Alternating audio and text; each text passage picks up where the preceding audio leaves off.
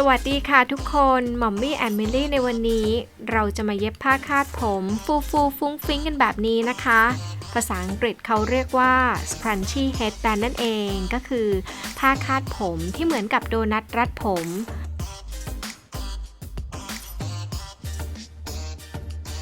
ตอนนี้เป็นตอนที่3แล้วค่ะเราจะมาทำ scrunchie headband แบบนี้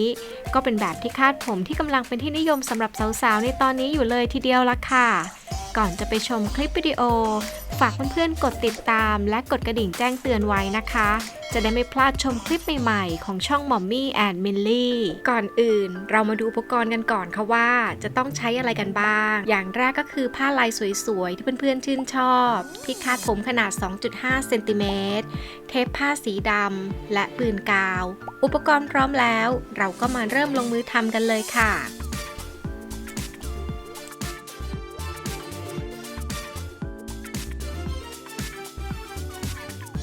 ให้เพื่อนๆตัดผ้าขนาด 14 เซนติเมตรคูณ 70 เซนติเมตร 1 ผืนวางผ้าด้านถูกขึ้นมาแล้วให้พับผ้าตามแนวยาว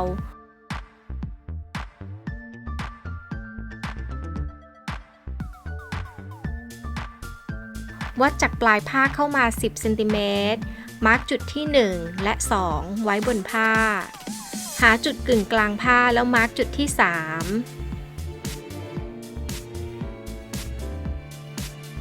จากจุดกึ่งกลางผ้าให้วัดขยายออกไปทั้งฝั่งซ้ายและฝั่งขวาอีกฝั่งละ2 เซนติเมตรแล้วมาร์กจุดที่ 4 และ 5 ค่ะ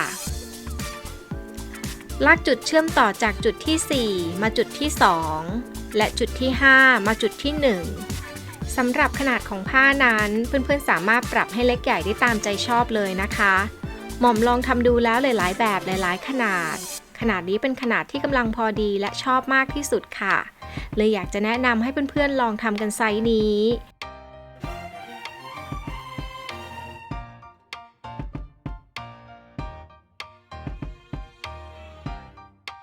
ตัดปลายผ้าทั้งสองฝั่งให้เหมือนกัน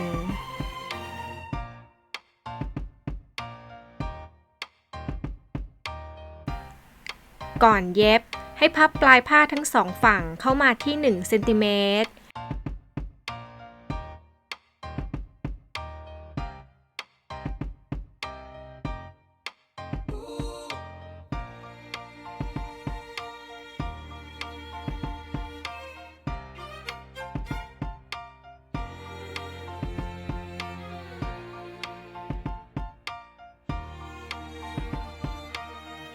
เว้นระยะกลับผ้าประมาณ4 เซนติเมตรแล้วเย็บโดยรอบด้วยตะเข็บ 0.5 เซนติเมตรค่ะ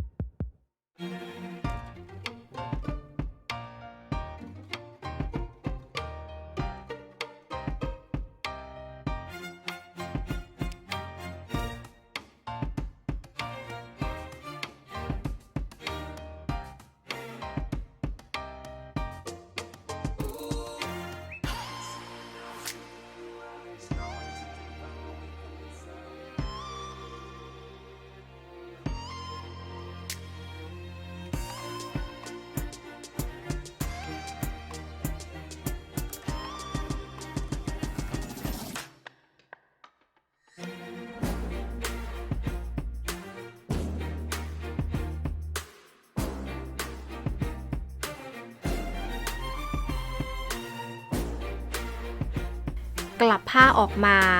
ตรงปลายผ้าจะดึงยากนิดหน่อยนะคะค่อยๆใช้ปลายกรรไกรช่วยดันปลายผ้าออกมาค่ะนำที่คาดผมที่เราเตรียมไว้สอดเข้าไปใช้คลิปยึดติดปลายไว้ดูให้ดีๆแล้วก็พยายามจัดตะเข็บผ้าที่คาดผมทั้งด้านนอกและด้านในให้ตรงกัน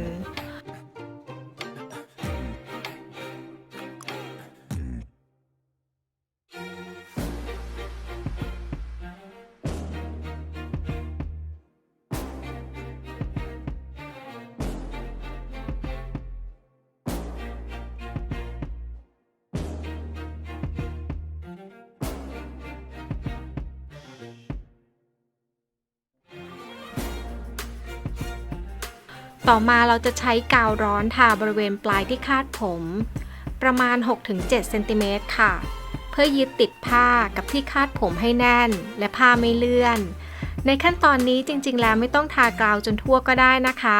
ใส่นิดๆหน่อยๆก็พอเพื่อให้ผ้ายึดติดกับที่คาดผมเท่านั้นเอง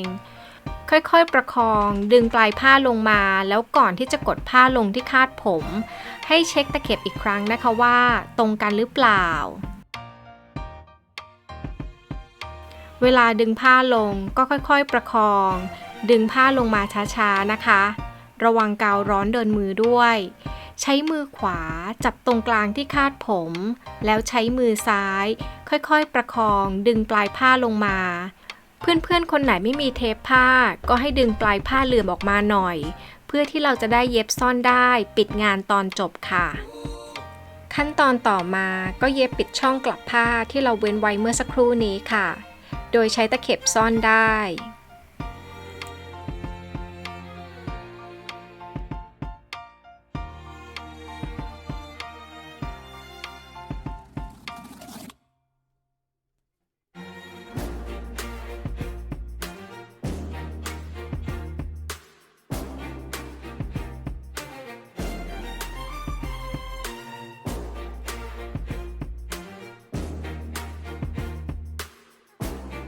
ติดเทปผ้าหรือว่าเย็บซ่อนได้ตรงปลายที่คาดผมแค่นี้ก็เป็นอันเสร็จเรียบร้อยแล้วค่ะ